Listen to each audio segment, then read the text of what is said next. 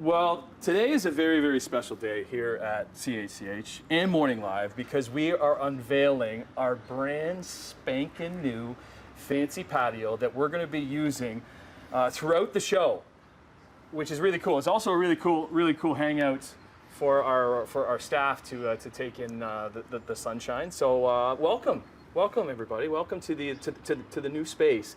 Yeah. Carson Arthur's here and all of that. But this is all about the patio. Good to see you, man. Thanks, buddy. How are you? You are the first guest on the patio. I get to be first. I love this. Wow. I'm gonna sign my name on somewhere on this. Yeah, okay, that's I won't fine. tell you where. You'll have to look for it. We're okay with that. So what do you think? It's awesome. It's Yeah. beautiful. Just in time for winter. Yeah, exactly. We're trying to squeeze out. We're squeezing in some fall looks, but yeah. So like a kind of a hangout area here. We can do some demo stuff here, but like there's a full like working functional barbecue here that we're going to have barbecue segments through and running water. So we're going to get some chefs out here doing a lot of fun stuff. Like we always have with Carson. What are you doing today? Well, I mean, it's fall. Fall's around the corner. You can feel the chill in the air. Yeah. So these are my 3 favorite tips. Okay. 3 favorite things that people don't know about that'll make your life easier. Okay, so where do we go first? First one, everybody's been growing food this year. I hope you did too. Did you grow some tomatoes or something? I did, yeah. So I got a bunch of red ones that we picked off. Now we got a lot of the green ones left on there. Absolutely. So I keep getting emails from people saying, what do I do with my green tomatoes?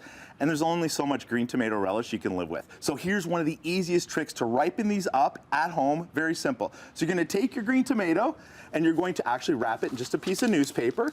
We're going to do like this, wrap it up.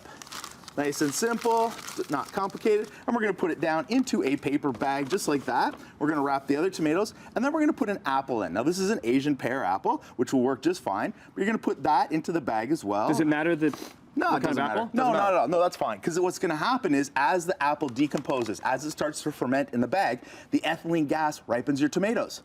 So now your tomatoes are going to ripen in the bag over the next 3 to 4 weeks. So all you have to do is just keep checking the tomatoes and look for the ripe one, and off you go. So can we fill this bag with green tomatoes? Absolutely. And how many apples would we need? 1 apple. That's it? Yeah, other things you can use, a banana peel will work really well too. You can even just use an apple core. Works fantastic. It's, again, as it decomposes. You remember the little apple dolls that people did the carvings? Sure. Yeah. That's what's happening in there. And that gas ripens your tomatoes. But the key is newspaper. You gotta wrap it in newspaper. I like to wrap it in newspaper because then if you get a mushy one, just throw that one away. Right, because it doesn't contaminate contaminate the other ones. Okay, good.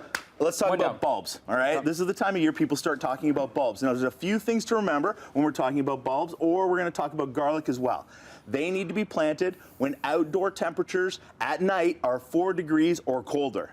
Do not plant it before then, because what's going to happen is your tulips are going to start growing. If we get a little bit of a heat wave at the tail end of the fall, it's coming. This weekend and into next week, we're getting a little bump. Exactly. So it feels cool now, but if we get that bump, these are going to start growing. And even though they won't die, you just won't get big flowers next year. All right? The other thing to remember is when you're planting these, you have to plant them 3 times the size of the bulb.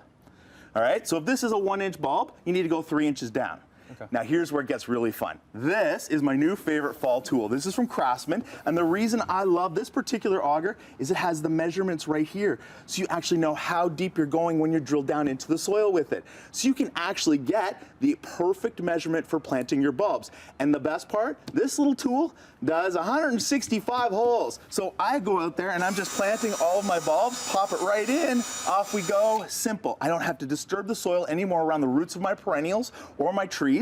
Goes in simple, I've got my measurements, bulb in, and after you plant your bulb, you want to put a little bone meal down. Okay. Bone meal is what's going to stop the squirrels, but more importantly, bone meal is a fantastic fertilizer. So it's the perfect fertilizer for your bulbs. So bone meal is the one you want for fall fertilizer for all of your bulbs. Okay, we got one more. All right, last one. The newest program right now is called Cut and Drop, which means when you're pruning, you're out pruning and stuff, and you've got all this stuff flying off, just let it drop into the yard. Okay, the reason why all of this leaf material, all of the greens, actually add free fertilizer to your plant beds. Are you going to clean up our new patio though here? I'm going to clean up the new patio, but we're not going to use these guys. We're going to put the rakes away. We're starting to see new studies coming out showing that even these hard rakes and the soft rakes are really disturbing the roots of the plants. So instead, new studies are showing leaf blowers, much better for your plant material.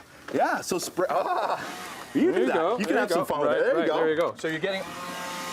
Blow all of the leaves, all of your cut debris into your perennial beds. Let it decompose around your perennials, off the grass, into the flower beds, because as it breaks down, it feeds your plants, gives them all that free nitrogen. You can save between $50 and $100 worth of fertilizer per year just by letting your clippings fall in around your plants. And this is addictive. I got one of these. It's a lot of fun. So much better doing the driveway with this than the broom. There you go, Aaron. Thanks to Aaron for being the first cameraman out here.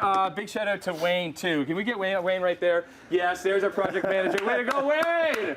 Wayne putting the patio together. Yeah, we got you. Hey, let's go have a seat. Come on. We got to enjoy this patio. Have a seat, Carson. Thanks for being our very first guest, and hopefully you're going to be seeing the patio on the show until the snow flies. Maybe even when the snow flies. We'll have more Morning Live on your Thursday right after this.